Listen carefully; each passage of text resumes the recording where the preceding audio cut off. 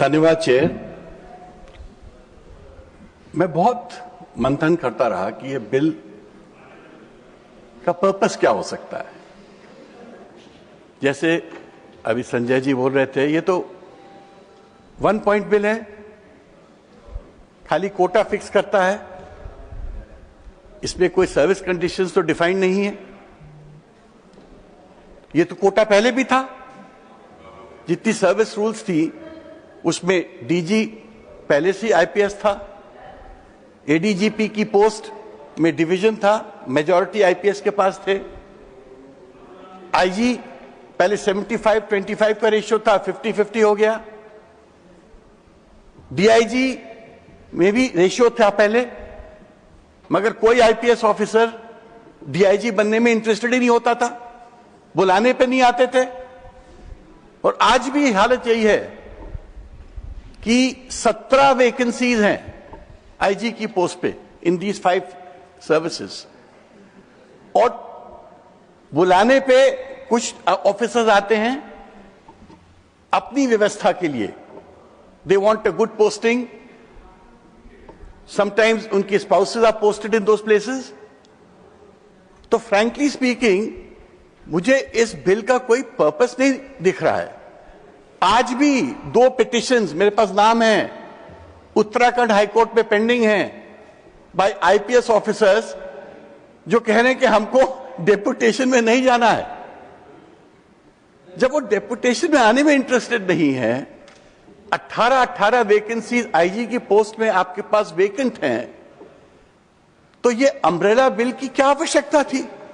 आप तो ये अपॉइंटमेंट्स पहले से कर रहे थे, आपको तो ये अपॉइंटमेंट्स अवेलेबल थे। आईपीएस ऑफिसर्स डीजी बनते थे, आईपीएस ऑफिसर्स ही मेरे मित्र थे उसमें बहुत सारे। विजय रमन बहुत अच्छा ऑफिसर था मध्य प्रदेश काडर का, वो डीजी या एडीजीपी था सीआरपीएफ में, उसने नक्सल ऑपरेशन में बहुत नाम कमाया। ही वॉज ऑल्सो इंजर्ड, फिर उसकी डेथ भी हो गई बाद में। तो मैं तो जानता हूं, मैं तो दोनों पक्षों को जानता हूं, और मेरी लंबी बातचीतें सालों से इन लोगों से हो रही हैं। इनका डिमांड क्या थी? इनकी डिमांड मात्र ये थी 2011-12 में जब ये दिल्ली हाईकोर्ट गए कि सर हम भी एक ऑर्गेनाइज फोर्स हैं, हम क्लास ही ऑर्गेनाइज ड्यूटी करते हैं, जैसे आप दूसरे आर्म्ड फोर्सेस को ऑर्गेनाइज फोर्स का दर्जा देते हो जिससे एनएफयू का एडवांटेज मिलता है, वो हमको भी दे दीजिए। हाईकोर्ट ने इनकी बात मानी, सरकार सुप्रीम कोर्ट गई, सुप्रीम कोर्ट ने भी इनकी बात मानी, सरकार ने रिव्यू पिटीशन लगाई, वो भी डिसमिस हुई। कंटेम्प्ट पिटीशन पेंडिंग है जिसकी 8 अप्रैल को पेशी है। तो अगर आप खाली सुप्रीम कोर्ट के जजमेंट को निगेट करने के लिए ये बिल ला रहे हैं, तो ये बिल आपका सक्सेसफुल नहीं होगा। और इसलिए नहीं होगा क्योंकि मैं जानता हूं कि इस बिल में मैं जो सेक्शन 3 है, पॉसिबली इनके ऑफिसर्स ने जिन्होंने ये बिल जल्दबाजी में बनाया है, दे फॉरगॉट कि ये बिल में ये जो क्लॉज 3 है, अभी तो सेक्शन बन नहीं सकता, सेक्शन तो पास होने के बाद बनता है। ये क्या कहता है section clause 3? Notwithstanding anything contained in any other law for the time being in force, a any judgment decree or order of any court, मतलब हाई कोर्ट, सुप्रीम कोर्ट या किसी भी कोर्ट के कुछ भी आदेश हो, और any order issued from time to time, the central government may by notification make rules to provide for the method, manner and mode of recruitment including promotion and deputation। मुझे बहुत आश्चर्य लग रहा है कि आप जो निगेट करने वाले हो सुप्रीम कोर्ट के जजमेंट्स को, या जो फैसिलिटी सुप्रीम कोर्ट ने इनको एक राइट के तौर से मुहैया कराई है बाय अ रूल।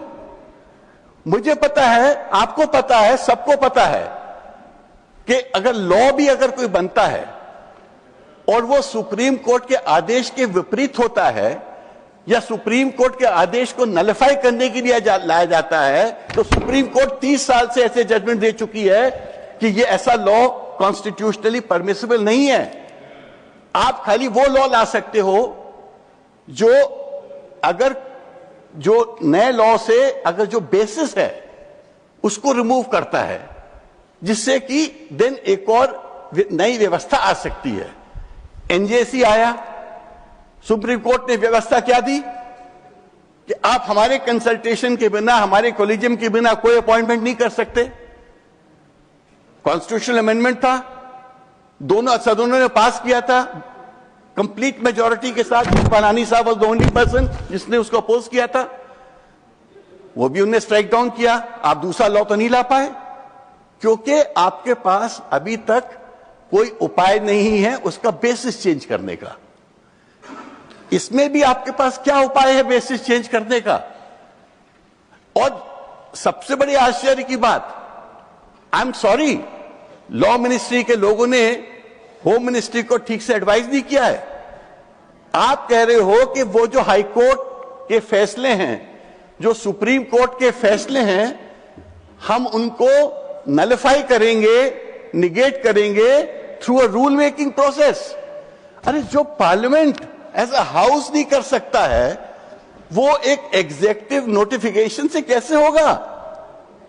और इसमें डायरेक्ट जजमेंट है सुप्रीम कोर्ट का 2025 का, अभी जस्टिस दत्ता की कोर्ट का, विच सेज कि लॉ क्या हुआ था उस केस में? By a rule they try to nullify a court order by a rule. तो सुप्रीम कोर्ट ने यह बोला, अरे भाई आपका प्राइमरी लॉ तो लेजिस्लेशन होता है, जब आप प्राइमरी लॉ के माध्यम से ये चीज नहीं कर सकते तो रूल का तो कोई सवाल ही नहीं उठता। Rule is not a primary law. और एक आप एक ऑफिसर्स के हाथ में एक नोटिफिकेशन दे रहे हो जो सुप्रीम कोर्ट और हाई कोर्ट के जजमेंट को नलिफाई कर सकता है, कैसे करेगा? रूल 3 कंप्लीटली अल्ट्रा वायरस होगा। आप जिस दिन ये लॉ पास करोगे ये चैलेंज हो जाएगा और ये सेक्शन क्लॉज 3 स्टे हो जाएगा, क्योंकि आप रूल मेकिंग पावर से सुप्रीम कोर्ट और हाई कोर्ट के ऑर्डर्स को नलिफाई कर रहे हैं, लॉ से भी नहीं कर रहे हैं, नॉट अ प्राइमरी लॉ से। तो ये जो आप, मुझे नहीं लगता कि अगर लॉ मिनिस्ट्री ने इसको वेट किया है तो they could have given allowed such a rule. अगर वेट करने के बाद भी उन्होंने अलाउ किया है तो शायद उन्होंने फिर सुप्रीम कोर्ट के जजमेंट को देखा नहीं होगा। अगर पढ़ा होता, पैरा 33 पढ़ लीजिए उस जजमेंट का, उसमें क्लियरली लिखा हुआ है। तो मेरे को तो बहुत आश्चर्य हुआ कि ऐसे क्लॉज 3 आया कैसे। और जिस दिन भी आप इसके माध्यम से आप नलिफाई करने की कोशिश करोगे उनका status of an organize service of NFU, आपको रोक दिया जाएगा। और दूसरा आश्चर्य की बात मुझे यह लगी, जो कोटा फिक्स किया है इसमें, जिससे देखिए कोटा और आरक्षण में फर्क है। आरक्षण परमानेंट होता है वर्चुअली, कोटा जो होता है कि एक स्टॉप गैप अरेंजमेंट होता है।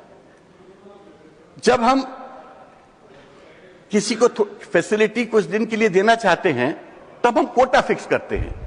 जब कश्मीर से लोगों को निकलना पड़ा 90 के दशक में, उन कश्मीरी लोगों को अलग अलग स्टेट्स में, मध्य प्रदेश में दिग्विजय जी बैठे हैं, हमारे स्टेट ने कोटा दिया था, महाराष्ट्र ने दिया था, सबसे पहले तो शिवसेना की गवर्नमेंट ने दिया था वहां, फिर कर्नाटका गवर्नमेंट ने दिया था।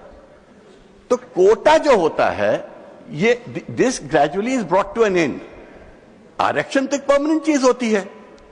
तो आपने कोटे को पार्लियामेंट्री लॉ के माध्यम से एक फुल टाइम लॉ बना दिया है। अब इसको अमेंड करने के लिए भी आपको पार्लियामेंट में ही लेजिस्लेशन लाना पड़ेगा, ऐसे ही डिबेट होगा।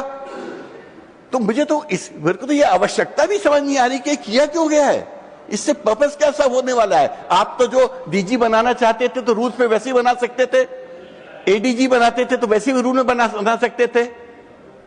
तो फ्रैंकली स्पीकिंग ये बिल कोई पर्पस अचीव नहीं कर रहा है, बल्कि it is actually demoralising the force. होता क्या है, कल भाई जब रुस्तम सिंह जी डीजी बने बीएसएफ के, फर्स्ट डीजीपी थे सर, उन्होंने स्टैब्लिश किया था सीआरपीएफ। कानिटकर साहब ने स्टैब्लिश किया था सीआरपीएफ, उसी वक्त एलपी सिंह जी थे होम सेक्रेटरी। वो इन लोगों ने क्या बोला था उस वक्त, मैं उनको कोट करता हूं, उन्होंने ये बोला था कि हम ये जो क्रिएट कर रहे हैं, हम इसलिए कोई the efficiency of the force is not a career planning for the IPS cadre must be our paramount concern। मतलब हम IPS के लिए कोई ये cadre नहीं क्रिएट कर रहे हैं। IPS came as a stopgap arrangement till the cadre develops। शुरू में छोटी पोस्ट पे लोग आते हैं, इस 30-40 साल में वो सब आगे बढ़ते चले गए, IG तक बन गए, ADGP भी बनेंगे, एक दिन DG बनेंगे। अब आप सोचिए कि सीआरपीएफ का आदमी को बोल दिया जाए कि तुमको किसी प्लेस पे, अगर वो कार्डर पोस्ट का है कल को, और कह दिया जाए कि आपको डीजीपी किसी स्टेट पे बना दिया जाएगा, क्या स्टेट पुलिस को अच्छा लगेगा? और ये लोग, इनका फोर्स से कोई डायरेक्ट कनेक्ट नहीं होता, ये चंद समय के लिए आते हैं फिर चले जाते हैं। तो मेरा ये कहना है कि आपको ये आउट ऑफ बॉक्स थिंकिंग के लिए जरूरत नहीं थी। आप इसको जो लॉ था, इसको सील करके क्या करेंगे? ये मुझे ऐसा लगता है कि जो आईपीएस लॉबी है वो अपनी इन पोजीशंस को छोड़ना नहीं चाहती थी। उन्होंने एक सिचुएशन क्रिएट कर दी कि भाई ये बहुत जरूरी है, ये बहुत जरूरी है। किसी ने जजमेंट्स को भी नहीं देखा और कोई बिना किसी पर्पस सर्व हुए ये चीजें अपना दी गई हैं। तो मुझे तो बल्कि एक बहुत अच्छा एक प्रदीप जो कवि हैं, उनकी वो पंक्ति याद आ रही है कि जब उन्होंने कहा कि हम लाए हैं तूफान से किश्ती निकाल के, इस देश को रखना मेरे बच्चों संभाल के। तुम ही भविष्य हो मेरे भारत विशाल के, इसे देश को रखना मेरे बच्चों संभाल के। अरे अगर हम इनको संभाल के नहीं रखेंगे, ये हमारी फोर्स है, ये हमारे बच्चे हैं। होम मिनिस्टर साहब, जितना आईपीएस आपके साथ है उससे ज्यादा ये लोग हैं। अगर नक्सल ऑपरेशंस में आपको सक्सेस मिल रही है तो इन लोगों के माध्यम से मिल रही है, इनके शोल्डर से मिल रही है। तो मेरा यही आप अनुरोध है कि इसको परमानेंट करने की जरूरत नहीं थी। ये क्लॉज 3 कंप्लीटली अनकॉन्स्टिट्यूशनल है। और आप जिस तरह से जो लोग बॉर्डर की सुरक्षा, कश्मीर की आंतरिक व्यवस्था, लेह लद्दाख की रोड्स, नॉर्थ ईस्ट की व्यवस्था, नक्सल एरिया में दे वर द फर्स्ट रिस्पॉन्डर्स, और उनके 194 लोग शहीद हो चुके हैं ऑफिसर्स। अगर हम उनको आदर नहीं करेंगे, उनके साथ अगर हम देखिए, ये परसीव्ड रॉन्ग है।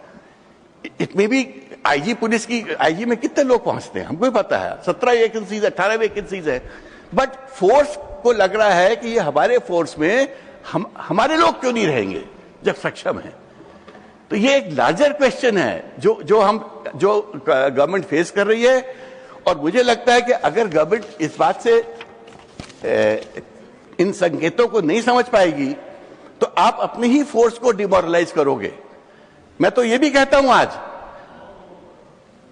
लेह लद्दाख में जब आपने सोनम वांगचुक को डिटेन किया था, सुप्रीम कोर्ट में मैटर चल रहा था, इस सरकार ने निर्णय लिया और 5 महीने बाद उनका रिवोक कर दिया, 12 महीने नहीं रखा उनको। मैं नहीं कहता उन्होंने गलती की, हो सकता है कि वो गलती थी, हो सकता है कि मिसअंडरस्टैंडिंग था, बट मेन चीज ये है कि अगर कोई चीज आपको लगता है कि देयर इज समथिंग अमिस और इतने सारे लोग इस विषय पे आपत्ति उठा रहे हैं, I feel it's a situation which must go to a committee and deliberate करिए। अभी भी हो सकता है कि डीजीपी आईपीएस का ही रहेगा, अभी भी आई एम श्योर एडीजीपी बहुत सारे आईपीएस के ही रहेंगे, मगर जो आईजी की पोस्ट है जिसके लिए इतना झगड़ा है, अगर आप चाहते थे एक छोटा सा प्रोवाइजो के लिए आते कि जो पोस्ट वेकेंट हैं उन पे हम कार्डर ऑफिसर्स को अपॉइंट करेंगे, उससे भी एक सोल्यूशन था। आपने स्टैट्यूटरी लॉ ले आए, अब तो अब उनको वो जो वैकेंसी रहेंगी, वैकेंसी आप कार्डर ऑफिसर से भर भी नहीं पाओगे। रूल रहता तो कम से कम आप वो सब कर सकते थे। तो मेरा यही कहना है कि ये जो बिल है इल कंसीव्ड है, जल्दी में लाया गया है प्रेशर भी आया है, इस पे थोड़ा सा रीथिंक करिए नेशनल इंटरेस्ट में। थैंक यू, जय हिंद।